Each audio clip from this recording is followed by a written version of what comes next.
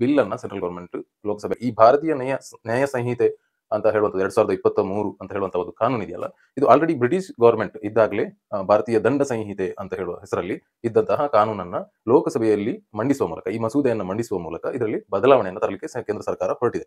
ಈ ಬಲಿಷ ಅವರು ಇದರಲ್ಲಿ ಭಾರತೀಯ ನ್ಯಾಯ ಸಂಹಿತೆಯಲ್ಲಿ ಬರ್ತಾ ಇರುವಂತಹ ಒಂದು ಬದಲಾವಣೆಯ ಕುರಿತಾಗಿ, ಅಂದ್ರೆ ಅದರಲ್ಲೂ ಕೂಡ ಈ ಮೋಟಾರ್ ವೆಹಿಕಲ್ ಸಂಬಂಧಪಟ್ಟ ಹಾಗೆ, ಅಂದ್ರೆ ಉದಾಹರಣೆಗೆ ಲಾರಿ ಡ್ರೈವರ್ ಆಗಿರ್ಬೋದು, ಕ್ಯಾಬ್ ಡ್ರೈವರ್ ಆಗಿರ್ಬೋದು, ಯಾವುದೇ ತರಹದ ವಾಹನಗಳನ್ನ ಓಡಿಸುವಂತಹ, ಅದು ಪ್ರೈವೇಟ್ ಆಗಿರ್ಬೋದು, ಖಾಸಗಿ ಆಗಿರ್ಬೋದು, ಸರ್ಕಾರಿ ಆಗಿರ್ಬೋದು, ಯಾವುದೇ ವಾಹನಗಳನ್ನು ಓಡಿಸುವವರು ಹಿಟ್ ಅಂಡ್ ರನ್ ಮಾಡಿದ ಸಂದರ್ಭ ಅಂದ್ರೆ ಒಂದು 10 ವರ್ಷ ಜೈಲು ಶಿಕ್ಷೆ ಮತ್ತು 10 ಲಕ್ಷ ರೂಪಾಯಿ ದಂಡವನ್ನ ಕೂಡ ವಿಧಿಸಬಹುದು ಅಂತೇಳಿ ಮಾನ್ಯ ಗೃಹ ಸಚಿವ ಅಮಿತ್ ಶಾ ಲೋಕಸಭೆಯಲ್ಲಿ ಒಂದು ವಿವರಣೆ ಕೊಡ್ತಾರೆ. ಈ ವಿವರಣೆ ಕೊಟ್ಟು ಕೆಲವೇ ಕ್ಷಣಗಳಲ್ಲಿ ಉತ್ತರ ಭಾರತದಾದ್ಯಂತ ಇರುವಂತಹ ಚಾಲಕ, ಅದರಲ್ಲೂ ಕೂಡ ಲಾರಿ ಚಾಲಕರು ಮುನ್ನೆಲೆಗೆ ಬಂದು ಆ ಪ್ರತಿಭಟನೆಯನ್ನ ವ್ಯಕ್ತಪಡಿಸ್ತಾರೆ.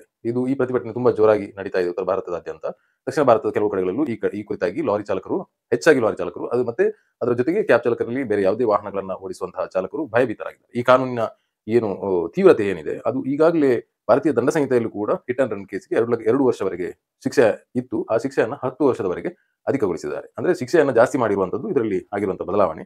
ಅಷ್ಟಕ್ಕೂ ಇದು ಯಾಕೆ ಇಷ್ಟೊಂದು ಭಯಭೀತಗೊಳಿಸಿದೆ ಡ್ರೈವರ್ಗಳನ್ನ ಅಂತ ಹೇಳಿದ್ರೆ, ಈ ಶಿಕ್ಷೆಯ ಪ್ರಮಾಣವನ್ನ ಜಾಸ್ತಿ ಮಾಡಿರುವಂತದ್ದು, ಅದರಲ್ಲೂ ಕೂಡ ಒಬ್ಬ ವ್ಯಕ್ತಿಗೆ ಆಕ್ಸಿಡೆಂಟ್ ಆಗಿ ಆ ವ್ಯಕ್ತಿ ಸಾವು ಬದುಕಿನ ನಡುವೆ ಹೋರಾಟ ನಡೆಸ್ತಾ ಇರುವಂತಹ ಸಂದರ್ಭದಲ್ಲಿ ಒಬ್ಬ ಲಾರಿ ಚಾಲಕ, ಅದರಲ್ಲೂ ವಾಹನ ಚಾಲಕ ಅಂತ ಹೇಳ್ಬೋದು, ಲಾರಿ ಚಾಲಕ ಯಾಕೆ ಸ್ಪೆಸಿಫಿಕಲಿ ಹೇಳ್ತಾ ಇದ್ದಾರೆ ಅಂತ ಹೇಳಿದ್ರೆ, ಹೆಚ್ಚಾಗಿ ಇಂತಹ ಘಟನೆಗಳು ಲಾರಿ ಚಾಲಕರ ಮೇಲೆ ಹೆಚ್ಚಾಗಿ ಹೈವೇಗಳಲ್ಲಿ ಸಂಭವಿಸುತ್ತದೆ. ಲಾರಿ ಚಾಲಕರು ಅವರನ್ನ ಏನು ಪಾದಚಾರಿ ಆಕ್ಸಿಡೆಂಟ್ಗೆ ಒಳಗಾದ ವ್ಯಕ್ತಿಯನ್ನ ಆಸ್ಪತ್ರೆಗೆ ಸೇರಿಸಲಿಕ್ಕೆ ಪ್ರಯತ್ನ ಪಡುವುದಂತಾದ್ರೆ ಆ ವ್ಯಕ್ತಿಗೆ 10 ವರ್ಷ ಶಿಕ್ಷೆಯನ್ನ 5 ವರ್ಷಕ್ಕೆ ಇಳಿಸಲಾಗ್ತದೆ.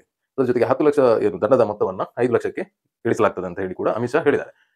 ಮತ್ತು 10 ವರ್ಷಗಳ ಸಜೆ ಇದ್ರೂ ಕೂಡ, ಅದ್ರ ಜೊತೆಗೆ ವ್ಯಕ್ತಿಯನ್ನ ಹಾಸ್ಪಿಟಲ್ಗೆ ಸೇರಿಸಿದ್ರು ಕೂಡ, ಅಂದ್ರೆ ಆಕ್ಸಿಡೆಂಟಲ್ ಡೆತ್ ಬೇಕು ಅಂತೆಲ್ಲ ಮಾಡಿರುವಂತದ್ದು, ಉದ್ದೇಶಪೂರ್ವಕವಲ್ಲದ ಹತ್ಯೆ ಅಂತ ಏನು ಕಾನೂನಲ್ಲಿ ಹೇಳ್ತಾರೆ, ಅಂತಹ ಸಂದರ್ಭದಲ್ಲಿ ಕೂಡ ಆ ವ್ಯಕ್ತಿಯನ್ನ ಆಸ್ಪತ್ರೆಗೆ ಸೇರಿಸಿದ್ರು ಕೂಡ ಡ್ರೈವರ್ಗೆ 5 ವರ್ಷಗಳ ಶಿಕ್ಷೆ ಆಗ್ತದೆ ಅಂತ ಹೇಳುವಂತದ್ದನ್ನ ಹೇಳಿದ್ದಾರೆ ಅಮಿತ್ ಶಾ ಅವರು ಲೋಕಸಭೆಯಲ್ಲಿ ತಮ್ಮ ಮಸೂದೆಯನ್ನ ಮಂಡಿಸುವಾಗ ಅವರು ವಿವರವಾಗಿ ಹೇಳಿದ್ದಾರೆ. ಈ ವಿವರಣೆ ಕೇಳಿದ ಚಾಲಕರು ತುಂಬಾ ದಿಗ್ಭ್ರಾಂತಕ್ಕೆ ತುಂಬಾ ಭಯಭೀತರಾಗಿದ್ದಾರೆ. ರಸ್ತೆ ಮೇಲೆ ತಾವು ವಾಹನಗಳನ್ನು ಓಡಿಸುವುದಿಲ್ಲ ಅಂತ ಹೇಳಿ ಪ್ರತಿಭಟನೆಯನ್ನ ಸರ್ಕಾರದ ಎದುರು ಮಂಡಿಸಿದ್ದಾರೆ. ಚಾಲಕರು ಈ ಮಸೂದೆಯನ್ನ ಕುರಿತಾಗಿ ಕೆಲವೊಂದು ಪ್ರಶ್ನೆಗಳನ್ನ ಎತ್ತಿದ್ದಾರೆ. ಏನಂತ ಹೇಳಿದ್ರೆ, ಒಬ್ಬ ಚಾಲಕ ರಸ್ತೆ ಮೇಲೆ ಆತನ ಕೈಯಿಂದ ಅನ್ಎಕ್ಸ್ಪೆಕ್ಟೆಡ್ ಆಗಿ, ಅಂದ್ರೆ ಉದ್ದೇಶಪೂರ್ವಕವಲ್ಲದೆ ಒಂದು ಹತ್ಯೆ ಆಗ್ತದೆ, ಅಂದ್ರೆ ಆಕ್ಸಿಡೆಂಟ್ ಅಲ್ಲಿ ಡೆತ್ ಆಗ್ತದೆ. ಡೆತ್ ಆದ ಸಂದರ್ಭ ಅಥವಾ ಗಾಯದಿಂದ ನರಳಾಡ್ತಾ ಇರುವಂತಹ ಸಂದರ್ಭದಲ್ಲಿ ಆ ವ್ಯಕ್ತಿಯನ್ನ ಆತ ಹಾಸ್ಪಿಟಲೈಸ್ ಮಾಡ್ತಾನೆ.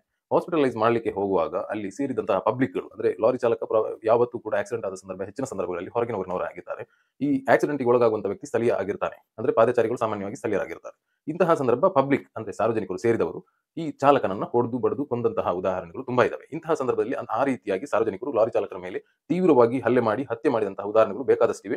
ಇಂತಹ ಸಂದರ್ಭದಲ್ಲಿ ಆತರ ಹತ್ಯೆ ಮಾಡುವವರು, ಹೊಡೆದಾಡುವವರು, ಅಂದ್ರೆ ಲಾರಿ ಚಾಲಕನ ಮೇಲೆ ಅಥವಾ ಯಾವುದೇ ವಾಹನದ ಚಾಲಕನ ಮೇಲೆ ಹೊಡೆಯುವಂತಹ ಸಾರ್ವಜನಿಕರ ಮೇಲೆ ಕೂಡ 10 ವರ್ಷ ಜೈಲು ಮತ್ತೆ 10 ಲಕ್ಷ ರೂಪಾಯಿ ದಂಡವನ್ನ ವಿಧಿಸ್ತಾರ ಅಂತ ಹೇಳಿ ಡ್ರೈವರ್ಗಳು ಕೇಳಿದ್ದಾರೆ.